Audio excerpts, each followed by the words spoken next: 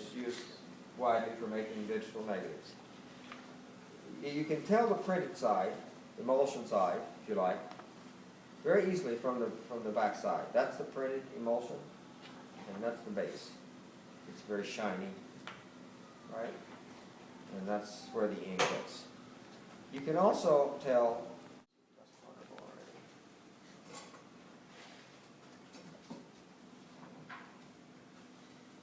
What I use for this, I have those cleaning Swiffers, and they're wonderful for this kind of stuff.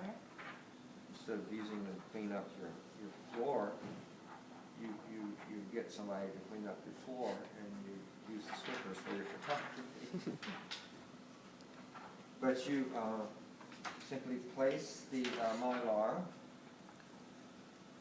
like this on the paper. You see it's a little bit oversized, and I'm going to position it just like so that I can run the lithotape over here. The purpose of this frame is process. I want to create a border around there because it helps to keep the image from frilling, from coming off. The purpose of this opaque border is simply to make it easy for me to put the lithotape on, so that I don't have to very carefully, position it along this line. So I can put it, I can just run it in the middle here, and it'll be okay. So where's the lithotape? Can we straighten this one out, Mark, or does it have to be in front? Take it from there on. It's okay.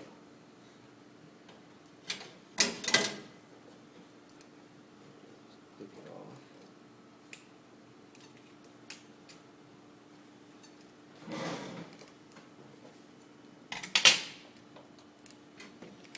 And do the same thing.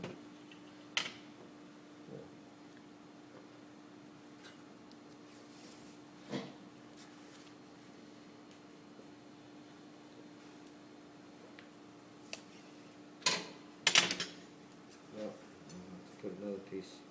We're kind of masking it off a bit, and we're also tacking it to the negative. Here we're just masking it off.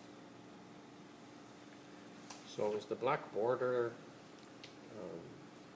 a matter of style, or is it a matter of It's practicality? It's both, but it's useful in carbon because it minimizes the chance that the image will fill off.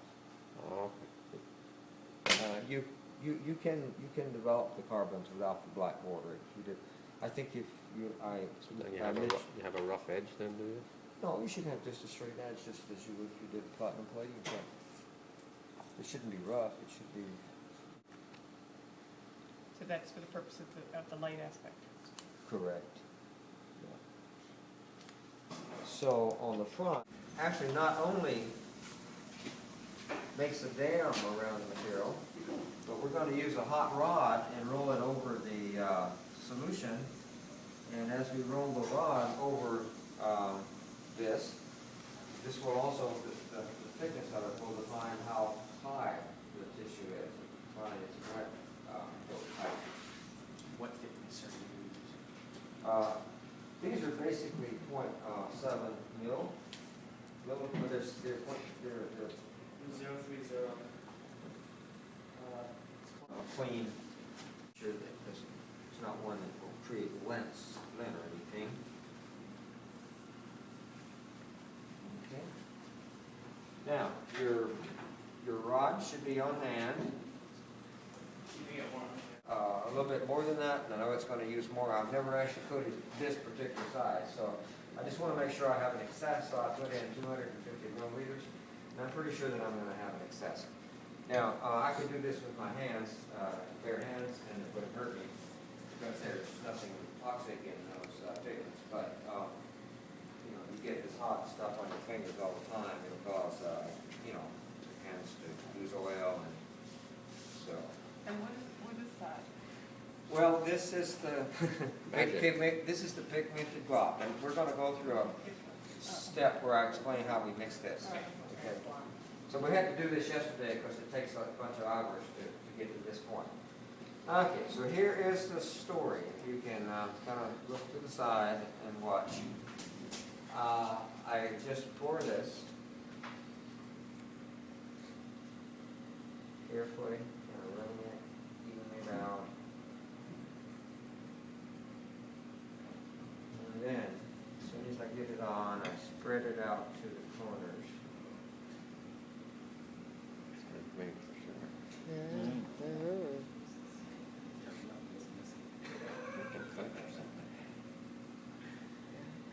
Yeah, a guy told me to mix this stuff with a blender one time, and I did, and the top came off and it. Oh,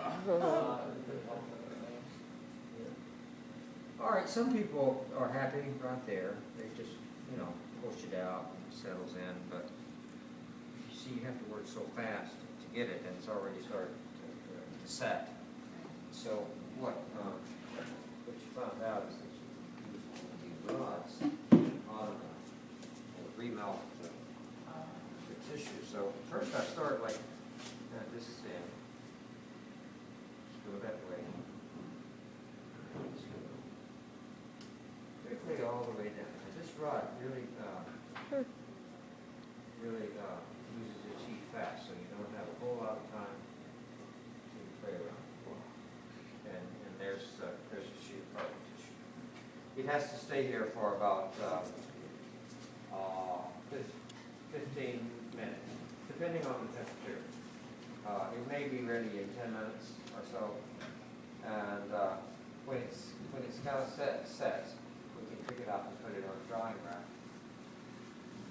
And we're going to have everybody's going to do several of these, and this stuff should be dried tomorrow, so you can actually maybe tomorrow be printing with what you made. Should be exciting around the edge like this. This is probably where I get hairs on it to break it like so. And of course, I always make pieces that are larger than I think I'm going to need because I'm anticipating that around the edges there may be problems and bubbles that are going to be in. Okay, so then you just take this, and I keep a tray of warm water. Where you can just put this and this gun will just pencil. Heat 10 to 12 times like that. And pour your Dacrylate solution into here. And just very quickly.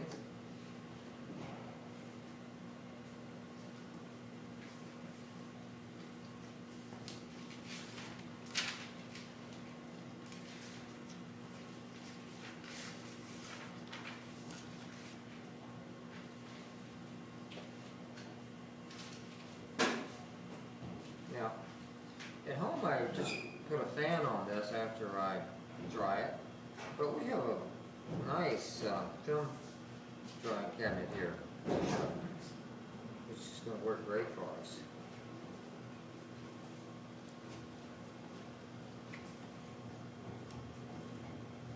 Now, here is that you want to keep brushing it until there's no puddling, but you want to stop before there's any streaking.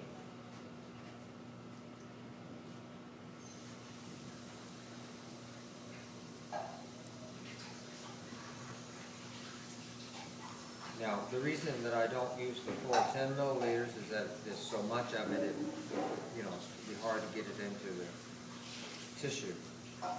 So once it's kind of like that, look at it like this from the side, you can see that there's no puddling and there's no streaking. So you're halfway done with your coating. So you put your brush back in. sensitive to sensitive, or sensitive to acetate. Oh God, Mylar, or something like that. Okay. Jeepers.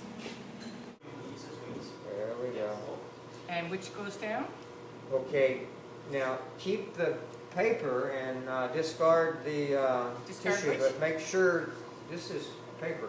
That's the This is the paper. paper here, yeah. Yeah. So we turn upside down, right? You can turn it upside down and just let it develop. Turn it upside down. Or if you're just too excited, you can Agitated. kind of agitate it with your fingers. Have a coffee and just You know. shaking. And you can do both things. You don't have to commit. Alright. In other words, if you just get real excited right now and want to turn it over, you still won't see anything. But when you turn it over, be Yeah. careful. Like, I pick it up at one end and kind of like sweep it out so Sweep that it up and- the surface will not touch. Right. So, but the safest thing is to just Leave it. is to leave it. Now this paper is kind of not floating really well. It's kind of settling down. What's that mean? Well, You could scratch the I bottom. could scratch the image, so I'm kind of thinking that it might Unless be you turn it best over. to turn it over and agitate it that way as opposed to, Oh, yeah, mine's from the sink too as well. yeah. Yeah, and just, Why not just pull it up? yeah, just pull it out, and now you're starting to see stuff going on, right? Oh, yeah. And now, the way you want to agitate it is this way, just do little staccato steps. Don't do really sweeping Yeah. steps, Nothing more. not like that, Oh, Really small. like this. oh, little Ah. jittery. Yeah, just like that. And, you know, and then every now and then you can just take it out of the water and let it float, put it back in like that. There you go. There you go. Now it's happening. Now this is caused because we're not exactly lapping with the lithotape. You may want to just put the layer of the lithotape over that again. You're going to Okay. print it again. Okay. Because this is coming from bleeding. That's printing through that border on the negative. Okay. I'll show you my negative, and maybe you can explain that. And you walk right. We have a new time. You're over to Yeah. your timer now, aren't you? We're at 6 minutes, yeah. You're talking about taking that off? No, that doesn't bother me. I don't know how to. Everybody else will know how to do. those Yeah. spots? Oh, that's no problem. We just get a watercolor brush, put a little spot on that right away. Oh, look You at do a that. watercolor brush? Well, Okay. how would you put a little Yeah. spot? And do, like, use a oh, you paint put pad. watercolor paper. Where, No, we'd Ink. use Sorry. the tissue itself. We'll melt the Oh. tissue. Melt a Okay. small piece of the tissue. wow, okay, that's But cool. this is how you clear those Okay. Okay. those edges off. Great.